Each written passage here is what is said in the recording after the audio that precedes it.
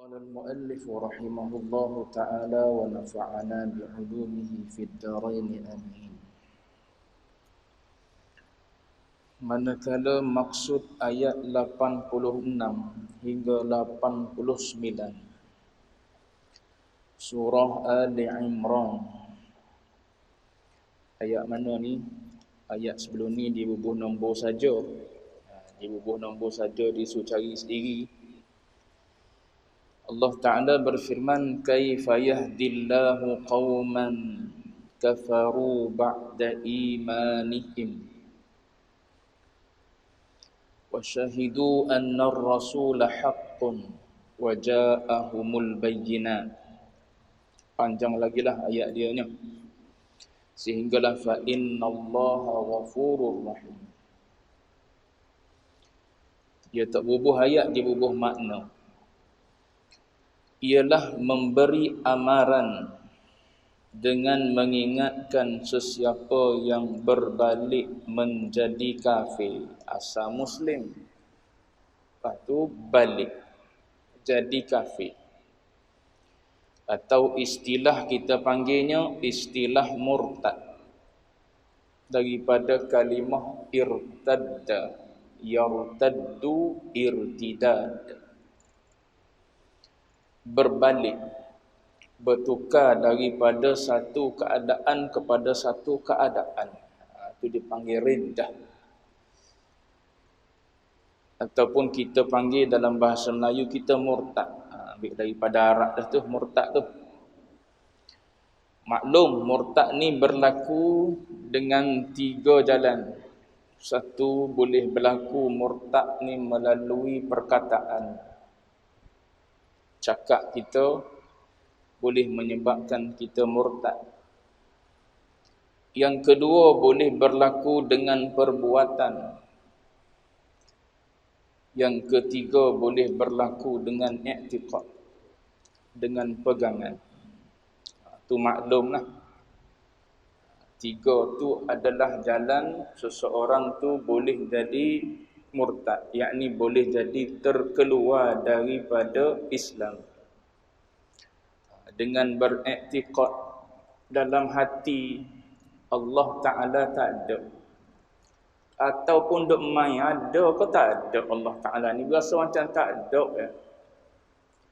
Kita duk buat kerja bersungguh-sungguhnya tak bagi kita menang contoh. Kita bersungguh kerja hari tu nak suruh menang PRU 15, tak menang, ada ke tidak Allah Ta'ala ni dengan perjuangan Islam ni. Duk mari yakin tak yakin gitu. Tu i'tiqad dipanggil. Bila tak yakin tu bukan i'tiqad. I'tiqad ni jazam, utuh dalam hati kita. Ibaratnya kalau orang nak kerak leher kita pun kita sanggup lah. Aku tetap akan kata Allah Ta'ala ada. Lepas tu, kenapa tak bagi juga kemenangan kepada pihak Islam ni contohnya? Contoh ni tuan-tuan Sagi tuan-tuan duduk baca saya ni apa pula ni? Duk warna apa ni contoh ya? Kenapa tak bagi ni pada orang yang duk buat kerja agama nak suruh naik Islam ni, tak bagi kemenangan dah? Kalau betul begitulah Allah Ta'ala nak, mestilah agama dia kan ni. Kena balik mula pada ngaji tauhid Situ ada tauhid af'al. Dia kemuncak pada tauhid, kemuncak tauhid diam.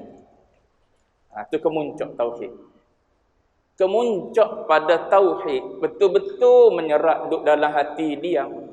Sebab apa? Menyaksikan. Saksi Allah Ta'ala je buat. Tak ada orang lain yang boleh buat kerja. Semua asbab je. Menang, kalah, jatuh, bangun, rebah dan sebagainya, Allah Ta'ala belakang.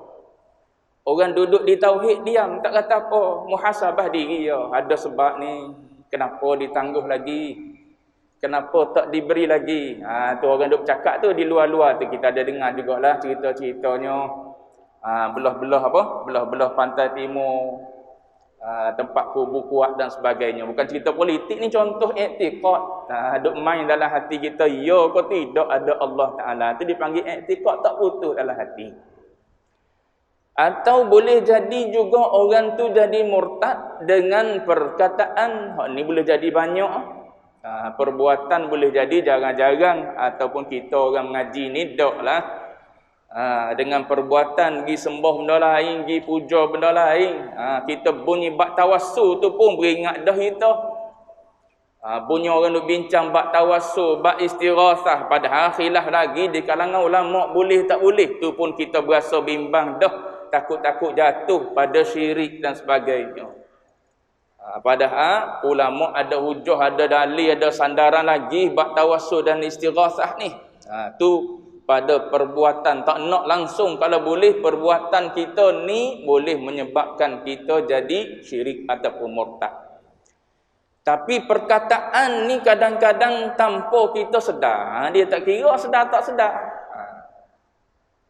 Terutamanya perkara yang kita sebut, perkara yang termasuk di dalam perkara maklum minad din bid-darurah. Benda yang mudah sangat diketahui dalam agama. Zina tak ada orang tak tahu zina tu haram. Hatta penzina sekalipun. Hatta penzina sekalipun, kerja dia berzina je, melacur diri kerja dia. Kalau tanya dia kata zina ni haram. Tak ada rasanya orang tak tahu yang zina ni haram. Kita pergi kata halal sebab nak cari duit, cari nafkah. Ingat. Kataan tu menghalalkan apa yang diharamkan oleh Allah Ta'ala. Sebab benda maklum minaddin bidarurah, kecuali benda yang rumit-rumit. Benda yang dalam-dalam dalam hukum agama. Orang awam tak tahu kalau tak dicerita oleh orang alim. Maka pada masa tu dimaafkan sekali. Sekali dimaafkan. Contoh kematian ayah, kematian suami lah. Tak ada anak lelaki. Bila tak ada anak lelaki ni, harta tu pergi jauh.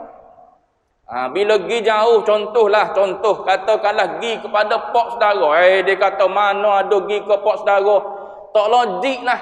Karuk semua ni kalau pergi ke pak saudara. Tu beringat cakap gitu.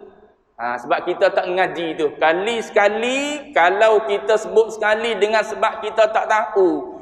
Isu tu pun, hukum tu pun hukum yang dalam-dalam. Kita orang awam tak tahu, orang alim dia tahulah. Boleh ke tak boleh pak saudara kalau tak ada anak lelaki. Maka yang tu dimaaf sekali. Tapi kalau kita tahu sengaja kita nak kata, jawab dia, salah satu daripada sebab kita boleh jadi murtad. Bukan susah murtad ni. Sebab tu kena ngaji. Depan nanti dia bagi contoh banyak. Pada kita perkataan-perkataan yang boleh menyebabkan kita jatuh murtad. Ulama sebut kata Nabi kalah dalam peperangan Uhud boleh murtad. Sebab tu kena cermat nak cerita tentang baginda Nabi. Memang nampak pada zahirnya tentera Islam dalam peperangan Uhud kena kepung. Nabi sendiri pun luka. Nabi sendiri pun berdarah. Tapi kita diajar oleh agama tak kata Nabi kalah. Sebab tak kalah pun.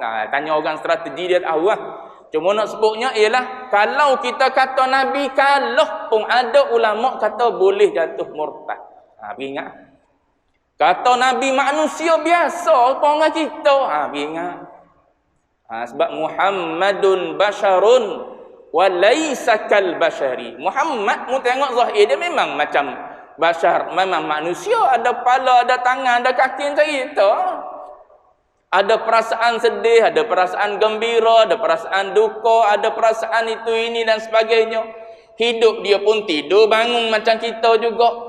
Makan minum macam kita juga. Tapi walaisa kal basyari, banyak lagi sudut-sudut lain yang tak serupa dengan manusia. Sebab tu tak boleh semata-mata nak kata Muhammad ni serupa dengan manusia biasa lah.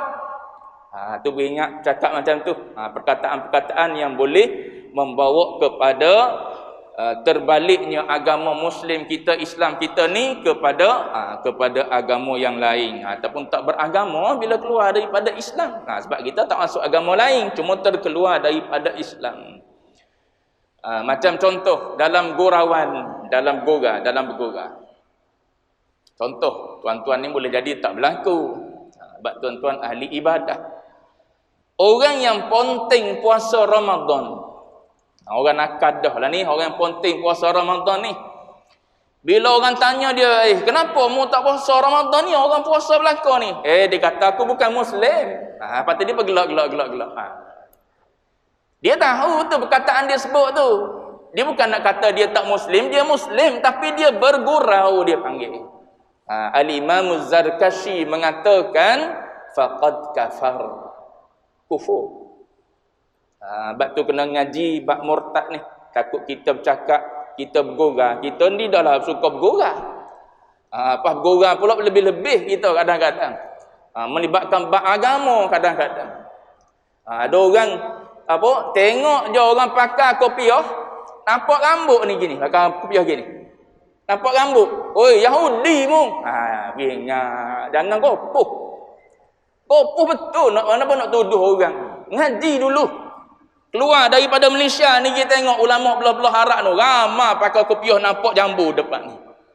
Bukan kopiah je, serban kadang-kadang nampak jambu lagi. Yang bagi Yahudi lalu. Itu perkataan tu. Kata orang Yahudi tu maknanya bukan Muslim. Bila kita kata orang bukan Muslim, balik ke kita sebab dia Muslim. Tengok orang pakai serban warna hitam, Syiah mu. Bingat dalam hadis Muslim Nabi pakai serban hitam lah. Ngaji biar banyak sikit, baru tak mudah hukum orang. Ngaji sikit mula lalu nampak orang salah belaka. Sebab setakat kita tahu. Bila kita tahu banyak, nampaklah semua orang buat ni pun betul, ni pun betul. Tak apa-apa. Ni tengok orang pakai kopiah sikit atas ni je nampak rambut. Yahudi bukan gini piah dia. Ada besar piring je. Sama besar dengan satu kuih di negara Arab. Kalau di bumi Jordan dulu, kuih tu hanya keluar bulan Ramadan je. Nama dia Qutayif nama dia. Bulan Ramadan je ada. Bulan lain tak ada. Macam di tempat kita ni murtabak lah tu. Tapi murtabak ni banyak juga dah. Tapi roliknya di mana-mana banyak orang jual biasanya di bulan Ramadan murtabak. Contoh gitulah. Kalau di belah pantai timur ni banyak naik baknya macam-macam. Tak ada di bulan-bulan lain, tapi di bulan Ramadan keluar habis agak-agak tembikai dah. Tu banyaklah belah pantai timur. Cuma nak sebutnya ialah saiz dia macam piring tu ya. Dia tampal atas ni. Atas ni dia tampal sama ada dengan gam ataupun di klip. Ketika dia nak pergi ibadat di dinding itulah. Di dinding dia tu, dinding meratap dia tu. Dia pakai tu. Bukan serupa dengan kopiah yang kita pakai ni, asal nampak rambut je Yahudi lalu. Hati-hati dalam cakap. Takut patah balik ke kita ya. Baik. Jadi nak sebutnya ialah murtad ni boleh berlaku melalui 3 jalan tu. Perkataan boleh, perbuatan boleh, i'tiqad pun boleh. Baik. Mana tadi?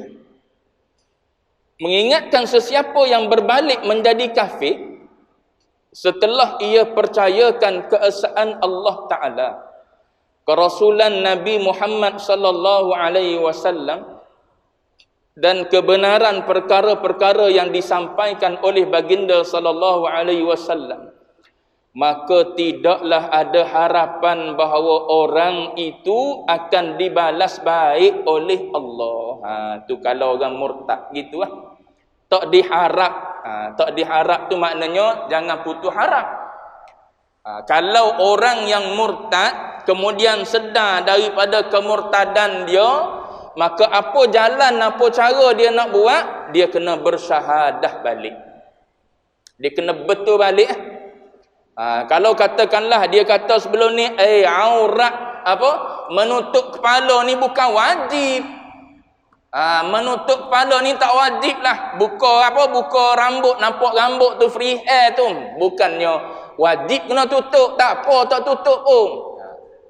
Bila dia sedar perkataan tersebut boleh menyebabkan dia terkeluar daripada agama, yang pertama sekali dia kena bersyahadah.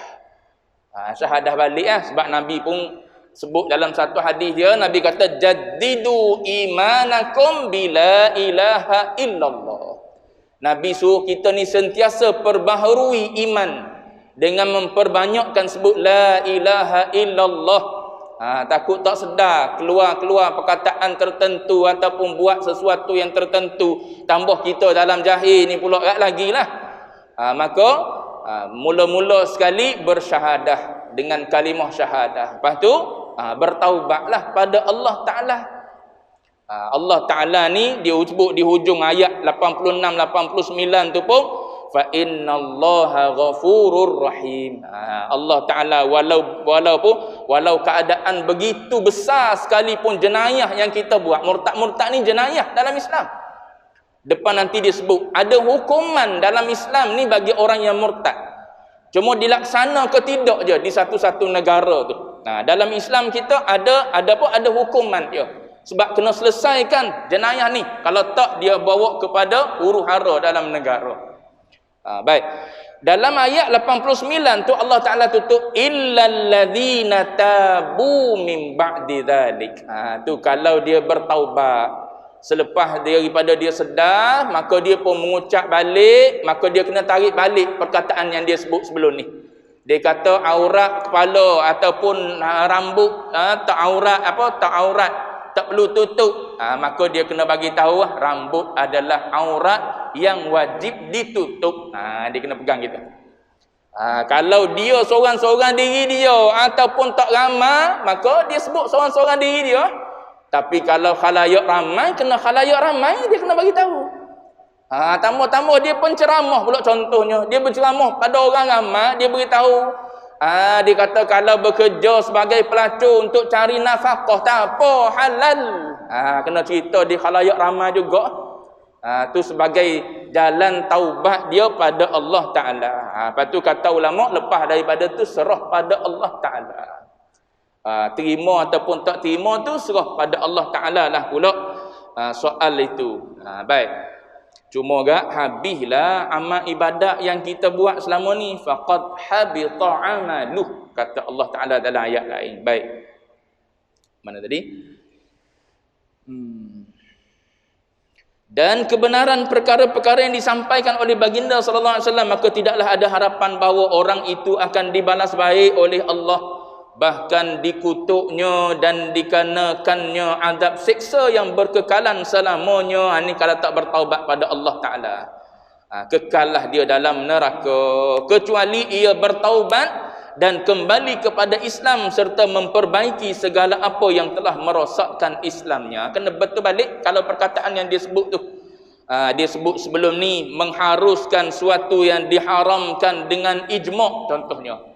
Ijma' ulama' mengatakan bahawa perbuatan minum arak ni haram. Dia kata halal. Dia kata halal. Maka dia kena tarik balik. Kena mengatakan bahawa arak ni memang haram sebab diijma'kan oleh para ulama. Baik. Rasulullah sallallahu alaihi wasallam pula menerangkan dalam hadis yang berikut. An Sufyan bin Abdullah radhiyallahu anhu qala qultu ya Rasulullah. Hadis ni ada dalam Arba'in Nawawi. Hadis nombor 21 ni. Qultu ya Rasulullah, qul li fil Islami qawlan la as'alu anhu ahadan ghairak. Qala sallallahu alaihi wasallam, qul amantu billah thumma istaqim. Hadis Muslim. Daripada Sufyan bin Abdullah As-Saqafi radhiyallahu anhu, daripada kabilah Thaqifah. Qala qultu ya Rasulullah, wahai Rasulullah, qul li fil Islami qawlan, ajarkanlah daku mengenai agama Islam ataupun mengenai syariat Islam. Itu ulama urat. Mengenai agama Islam ataupun mengenai syariat Islam, satu ajaran yang tak payah aku bertanyakan orang lain makna mengenainya. Ni maknanya sahabat ni minta supaya Nabi cerita kepada dia dengan satu perkataan yang jami' mani', dengan satu lafaz, satu kalimah yang pendek dan dia boleh faham dengan mudah, boleh pegang dengan mudah. Tengok bijak Nabi jawab. Cuba kalau tanya kita, jenuh mikir nak jawab apa tahu. Nabi kata apa? Qul amantu billah thumma istaqim. Maka bersabda Nabi sallallahu alaihi wasallam, tegaskanlah dengan lidahmu akan kepercayaanmu kepada uluhiyah dan rububiyah Allah. Tu hurai dah tu. Tu terjemahan, bukan terjemahan dah tu. Kalau terjemahan balik bahasa je, daripada bahasa Arab kepada bahasa Melayu. Cuma situ dia hurai dah tu. Qul amantu billah. Kalau nak kira terjemah kak, katakanlah wahai Sufyan. Tu Nabi kata pada Sufyan, amantu billah, aku beriman dengan Allah. Tengok dia terjemah, dia hurai. Tegaskanlah dengan lidahmu akan kepercayaanmu kepada uluhiyah dan rububiyah Allah Ta'ala. Qul amantu billah. Sufyan ni bukan orang yang tak memeluk Islam, dia memang orang Islam dah. Jadi bila mana Nabi suruh dia kata amantu billah, aku beriman dengan Allah Taala, beriman dengan uluhiyah dan rububiyah Allah Taala, maka kata ulama maknanya Nabi suruh perbaharui. Jaddid imanaka. Perbaharui iman kamu dengan kamu menyebut di lisan, zakiran bilisanika, dengan apa? Dengan kamu menyebut di lisan kamu, wa mutadzakkiran biqalbik. Dan kamu ingat, simpan teguh-teguh di dalam hati kamu bahawa hanya Allah Ta'ala sahaja Tuhan. Tu dipanggil qul amantu billah. Pendek je Nabi sebut, tapi ulama hurai panjang. Sebut di lisan, dalam hati pun serupa, i'tiqad. Putus dalam hati tiada Tuhan pada uluhiyah, pada rububiyah kecuali Allah Ta'ala. Kemudian kata Nabi, thummastaqim, kemudian beristiqamahlah. Itu kalau terjemahan kita mudah-mudah. Kemudian terus sempurnakan apa yang dikehendaki oleh kepercayaanmu itu hingga ke akhir hayatmu.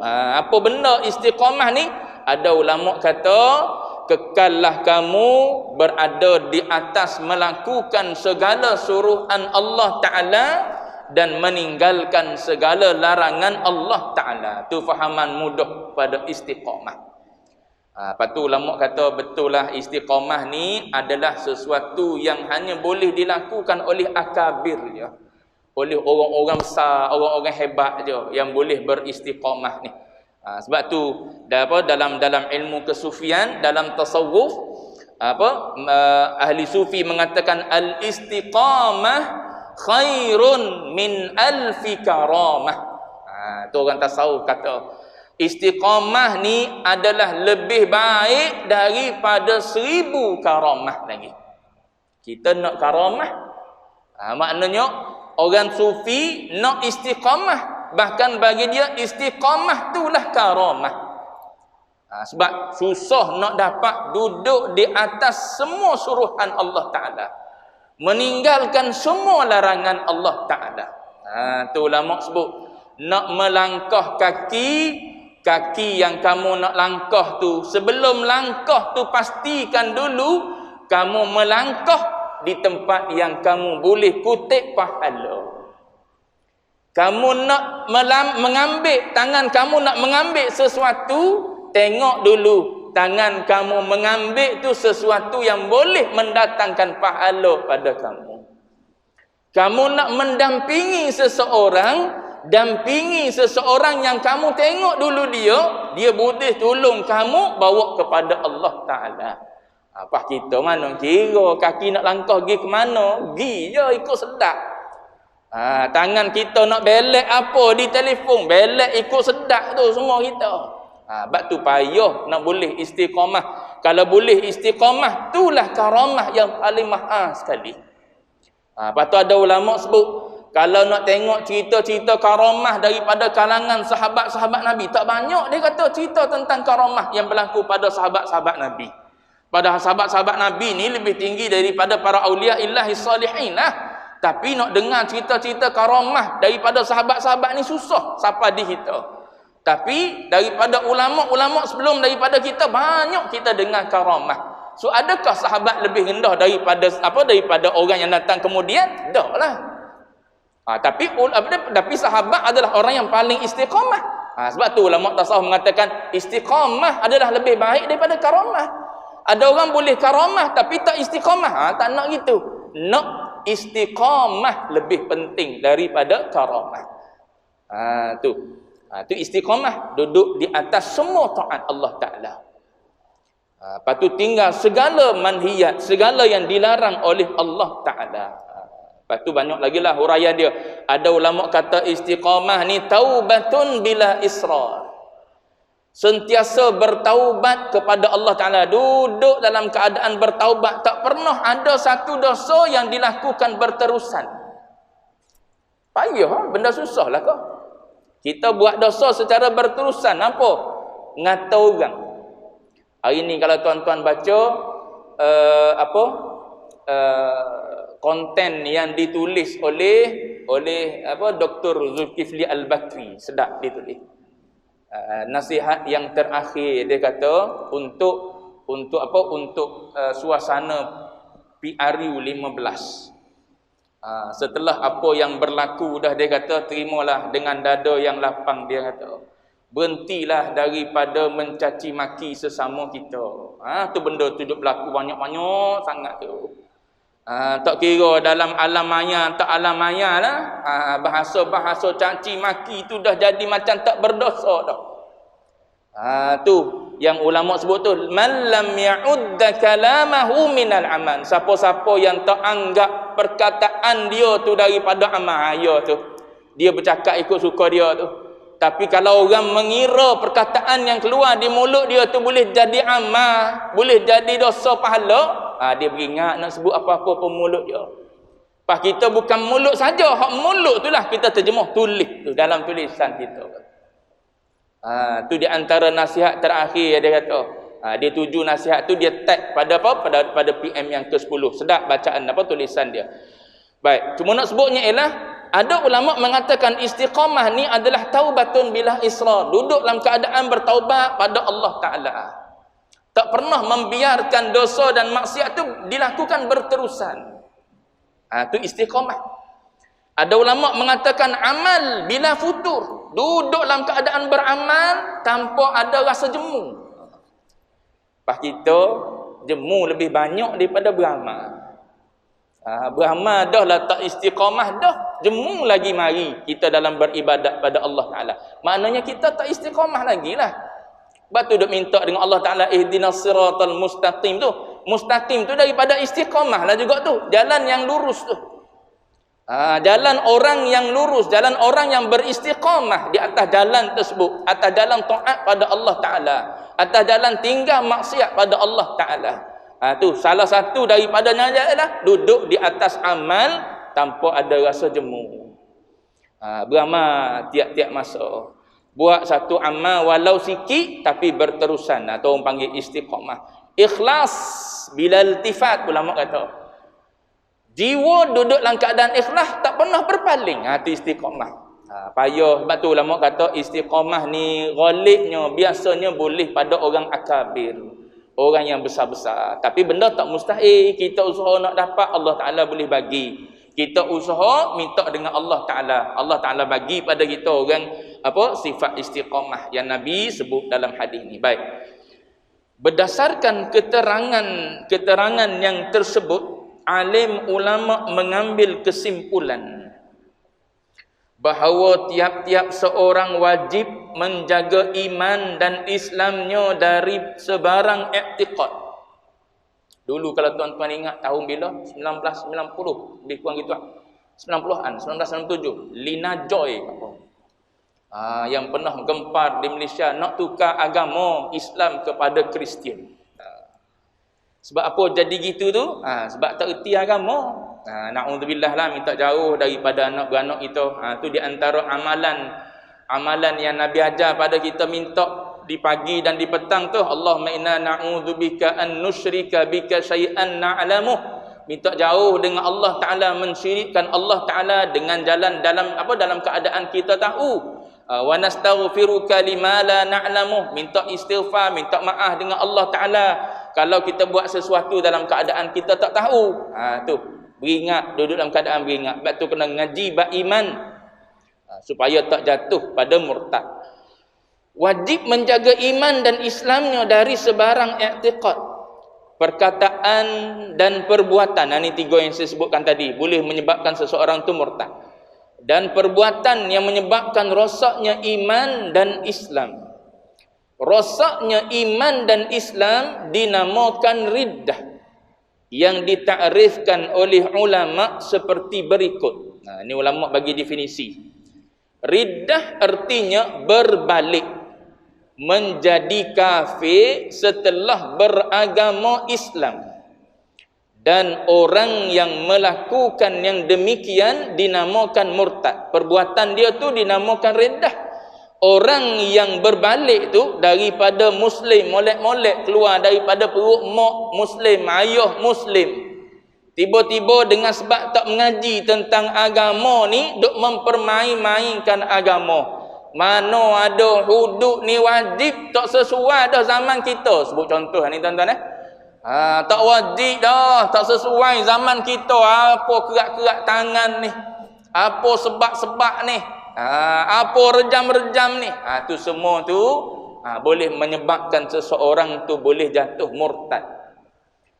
Maka bila kita ni Muslim, lahir daripada keluarga Muslim, ngaji tentang agama, baru kita tahu perkara-perkara yang dituntut oleh Allah Ta'ala kita laksanakan dalam agama.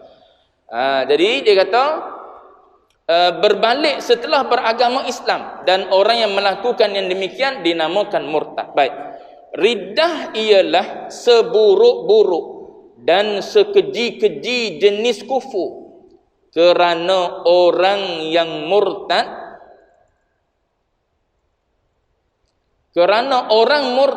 berlainan hukumnya dari orang-orang kafir yang lain pada beberapa perkara. Beza orang murtad dengan orang kafir. Sebab apa? Sebab orang kafir ni memang asal dia salah dah. Adapun orang murtad ni dia asal Islam, ataupun dia tak memeluk Islam. Kita ni daripada Islam dah, asal bakar kita Islam, mak ayah Islam, kita lahir pun Islam. Ada orang yang memeluk Islam, dia bukan Muslim sebenarnya, lepas tu dia memeluk Islam dengan sukarela, dia memeluk Islam. Tiba-tiba dia murtad, maknanya dia asalnya tak dipaksa. Ayat Quran, la ikraha fiddin, tak dipaksa. Tapi bila dia memeluk Islam, dia keluar pula daripada Islam. Pada masa tu ada hukum atas dia. Macam kita duduk atas Islam daripada bakar mak ayah kita Muslim, tiba-tiba katakanlah na'udzubillah mengatakan ataupun buat sesuatu yang keluar daripada agama, maka ada hukum berlaku atas kita. Apa hukum dia? Depan nanti hadis Nabi sebut, man baddala dinahu faqtuluh. Siapa-siapa yang tukar agama, maknanya daripada Islam kepada agama lain, keluar daripada Islam, maka Nabi perintah supaya bunuh. Badala dinah, tukar agama, faqtuluh, kata Nabi, bunuh orang tersebut. Tapi nak boleh kau bunuh tu, dalam mazhab kita Syafi'i diberi tempoh berapa hari? 3 hari. 3 hari tu tempoh istitabah. Ajar dia, takut dia tak faham, ajar dia suruh bertaubat, ajak dia muhasabah diri dengan pada dia, supaya apa? Supaya dia sedar balik apa yang dia sebut tu salah, apa yang dia buat tu salah. Mudah-mudahan dia bertaubat pada Allah Ta'ala. Dia tak nak bertaubat juga pada Allah Ta'ala, maka pada masa tu hakim boleh jatuhkan hukuman. Bukan kita orang awam, hakim pemerintah boleh jatuhkan hukuman. Sebab ada dalam peraturan agama kita, dalam hadis Nabi suruh bunuh orang tersebut. Sebab apa suruh bunuh ni? Satu, sebab orang ni orang yang mempermain-mainkan agama. Orang yang mempermain-mainkan agama. Maka kalau dibiarkan orang yang mempermain-mainkan agama ni jadi macam dalam masyarakat kita hari ni, sebab tak ada hukuman. Siapa-siapa je boleh bercakap benda-benda yang jelas-jelas terang-terang nampak boleh mengeluarkan seseorang itu daripada agama. Sebab tak ada hukuman. Yang kes lima kes murtad yang masyhur, yang terkenal di Malaysia, 5 orang tu pun duk gitu. Lina Joy tu berapa lama nak selesaikan kes dia. Sedangkan dalam agama ada apa? Ada klausa dia, ada peraturan peruntukan yang ditetapkan oleh agama kepada orang yang menukarkan agama ni, sebab dia adalah satu jenayah berat. Habis dulu situ. Akan datang insya-Allah kita tengok hadis berkenaan dengan pertama, orang murtad tidak harus dibiarkan dalam keadaan riddahnya, melainkan hendaklah pihak yang berkuasa menyuruhnya bertaubat kembali kepada Islam. Itu mazhab kita Syafi'i, bagi tempoh pada dia selama 3 hari untuk bertaubat. Akan datang insya-Allah. Wallahu a'lam wa ilmuhul atam.